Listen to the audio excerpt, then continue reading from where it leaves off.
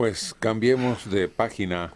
El pasado fin de semana, la maestra, mi maestra favorita, Elba Ester Gordillo, criticó a los dos últimos secretarios de Educación, Josefina Vázquez Mota y Alonso Lujambio, porque ambos están más interesados en ser presidentes de este país.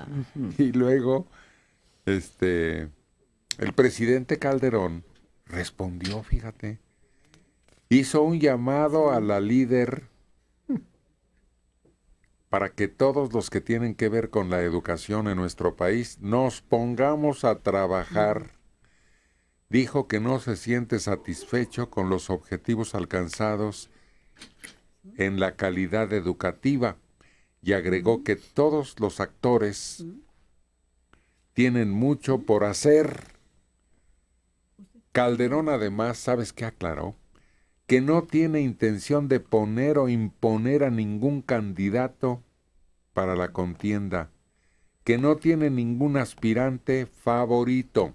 Dijo, estas fueron sus palabras, con toda sinceridad, a mí me interesa ser un presidente que cumpla, que sea recordado como un presidente que cumplió con la tarea. Pues sí, porque luego sale, no, yo gané la elección que sigue, que no sé qué. Yo gané las dos. Las dos. Las dos. Ni los priistas no dijeron nada y ganaron un chorro. Pero el Baester debió de haberse ido más atrás, porque la educación estaba mal desde Reyes Tamés. Reyes Tamés no hizo nada, nada. Bueno, ni siquiera conoció el edificio, pues menos los problemas. Acuérdense que él despachaba desde un hotel. Ajá. No Pocas vivía veces. aquí. No, él vivía. Fíjate, qué manera de dirigir la educación en México, viniendo 2 o 3 días a la semana y ni siquiera estando en la oficina de la secretaría, sino despachando desde un hotel. ¿De Ve dónde era todo él? lo que trae de Monterrey. Él había sido rector en la Autónoma de Nuevo León. Hágame el favor usted. Ujú. Y bueno, si nos vamos todavía para atrás. Yo no creo que sean incapaces. Lo que pasa es que tiene razón quien dijo, que es mi maestra favorita, que no están metidos en la educación, sino que quieren seguir su carrera política. No les importa la educación. Pues sí. ¿Hace cuánto tiempo no hay un educador en la Secretaría de Educación? Alguien que sea su objetivo en la vida y no ser presidente, pero no los dejan llegar ahí. Pues el Baester tuvo razón entonces. Sí, pero también es responsable. Tiene una responsabilidad muy amplia porque cuando sale Carlos Jongitud y queda ella como dirigente del CENTE, también desaparecen el Consejo Nacional Técnico de la Educación. Bueno, pero pues... Cosas. Mira, el líder sindical maneja su asunto. El secretario de Educación debe manejar su asunto. Y ya, cada quien en su área y por lo suyo. Ahorita les platico, además de otras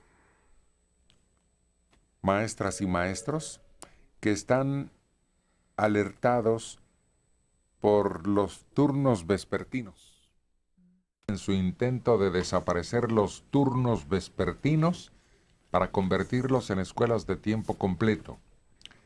Pero esta medida afecta a muchos maestros al negarles la contratación de plazas o al desplazarlos de sus lugares de trabajo. Ya han despedido a muchos profesores a quienes se negó la prórroga de sus nombramientos. Estos profesores se dicen afectados por el cierre de turnos vespertinos en secundarias del DF y que les fijaron 30 de septiembre como plazo para que reinscriban al menos 15 alumnos por grupo de primer grado. De lo contrario, más de 100 planteles dejarán de operar, afectando miles de estudiantes y maestros. Para evitar el cierre de turnos en días recientes, se han instalado mesas de preinscripción frente a los planteles. Además se colocaron mantas para invitar a la comunidad a inscribirse y estudiar la secundaria en estas escuelas. Los profesores están orientando a padres de familia y al personal educativo para lograr reunir esta cifra de niños. ¿Qué estará pasando ahí? Que disminuyó la población infantil. La pirámide de la población que se va estrechando en la parte de abajo. Hay menos niños, hay menos nacimientos, hay más de lo que llamaron responsabilidad de los padres al tener solamente 2 en promedio. Sí, cuando se crearon todas esas escuelas, el promedio de hijos por pareja era de 4 y no sé qué, y ahora el promedio es de 2. Entonces, claro, esas escuelas tendían a desaparecer los turnos vespertinos, y eso se vio desde hace mucho tiempo, que disminuyó notablemente la población. 64 años tiene Claudio Torres García, que nos llama de Ecatepec. Con respecto a lo de la educación en México, no sé cómo han podido pasar la vida con tanta ignorancia, sin saber que el imperio, que la población no tenga preparación ni conocimientos. Me extraña que Héctor no se dé cuenta que enajenar a la gente es para beneficio del imperio. Lo que hay que hacer es fortalecer los valores que deben dar los padres a los hijos. Aquí da una maroma de temas que no concretan nada. Mire, el descuido en México es de ese renglón. En los países que han despegado, que han podido salir del subdesarrollo, es porque se impulsó la educación. Uh-huh. Se volvió profesional la educación. Y en México, repetimos, la maestra Gordillo tiene razón. Los encargados de la política educativa en México buscan su posición en la política, no el que alcancemos una educación ideal para salir del subdesarrollo. ¿O cómo anda la cosa según tú? Yo creo que sí, efectivamente, los intereses políticos y los compromisos que se establecían entre la Secretaría de Educación, la propia Presidencia de la República y el sindicato son los que han dado atrás con los planes y los proyectos educativos. El hecho de que en el gobierno del señor Salinas se desapareciera el Consejo Nacional Técnico, se desaparecieran las comisiones que elaboraban programas y libros de texto. No, pero el problema no está ahí. Todos dicen también que el libro... ¿Quién habla? ¿Cómo se llama? Gratuito. De texto gratuito. Eso. ¿Cómo? No. ¿Cómo? Lo que pasa es que hubo regímenes antes que crearon escuelas. ¿Cuántos años? Y crearon escuelas y crearon... ¿Cuántos ¿Cuántas años? escuelas normales, rurales existían en este país? Las desaparecieron. Sí, porque consideraban un peligro político. Había nidos de agitación que en lugar de enfrentarlo políticamente se optó por borrarlos. Sí. Los maestros rurales, ¿qué pasó con los maestros rurales que antes eran abundantísimos porque había lugares en donde era imposible que los chiquillos fueran a los lugares poblados? No, esto ha tenido un mal manejo sin darse cuenta de que el futuro de un país y el engrandecimiento de un país está en la educación. Y el imperio poco tiene que ver con esto, porque al imperio en todo caso le interesaría que no se fueran en resmas Sí. al otro lado. Y además les interesaría que hubiera clientes para sus servicios y productos. Además, sí. Y si están fregados, pues no. Mayra López Villanueva, de Huixquilucan, 35 años. Soy educadora. No ha disminuido la población infantil en México. Lo que sucede es que con tantos problemas burocráticos que hay en México, los padres de familia prefieren hacer un esfuerzo y pagarles a sus hijos una escuela particular, porque ahí no hay huelgas ni paros y siempre trabajan. No es Bueno, verdad eso. según el INEGI, ha habido un descenso, a menos que el INEGI esté equivocado y ella esté en lo correcto. Ahí en primarias hay una gran cantidad de vacantes precisamente porque pues no están llegando el elevado número de niños a cada generación que antes. Fíjate que los maestros o la Secretaría de Educación, el sindicato, yo no sé quién, inventó, como iban a desaparecer las escuelas de la tarde, primarias, Ujú. inventaron un nuevo plan. ¿Cómo se llama? Escuela corrida. Completo. De tiempo completo. Esa, escuela de tiempo completo. Pero pues mucha gente no quiere que sus hijos coman ahí, prácticamente estén encerrados tantas horas. No resulta congruente. Pero es que cada quien defiende su plataforma. Los maestros defienden su chamba. Sí.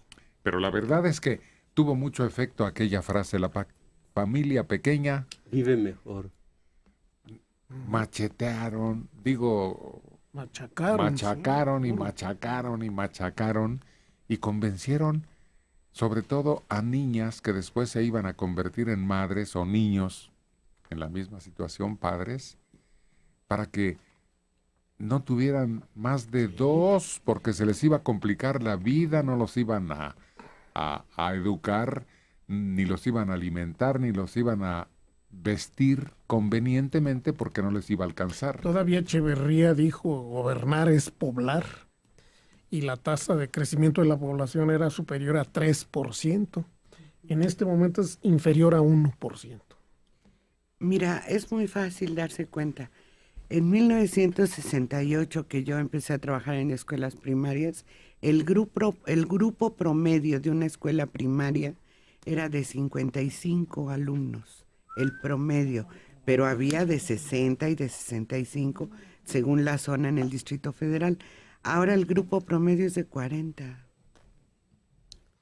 También en los últimos años se ha producido el fenómeno contrario. Han emigrado de escuelas particulares a escuelas públicas Por la crisis crisis. Es al revés. De todas maneras, Malthus habló en México y se opuso a aquello de el premio a la mujer a la madre más prolífica de la prensa, y dijo no va a haber comida para todos, y bajó muchísimo el nivel de nacimientos en México. Había, yo recuerdo, el festejo del Día de la Madre. Y en mi pueblo, allá en Celaya, mi hermana se había casado a los 15 años. Entonces había 3 premios en aquel festival a la madre. Uno para la más viejecita, otro para la madre más joven y otro para la más prolífica. Se acabaron esos planes. Y se acuerdan de aquella canción de protesta que decía, a parir madres latinas, a parir más guerrilleros. Era una especie de invocación en contra de lo que consideraban una imposición del Fondo Monetario Internacional. Pero si el capitalismo siempre ha estado por más hijos en cada familia, porque son los futuros obreros, la mano de obra barata. Pero entonces, ¿por qué la orden del banco? Por eso. Se contradicen. Ah, Pues vaya. era una hipótesis de la izquierda de aquella época que no estaba basada en la realidad.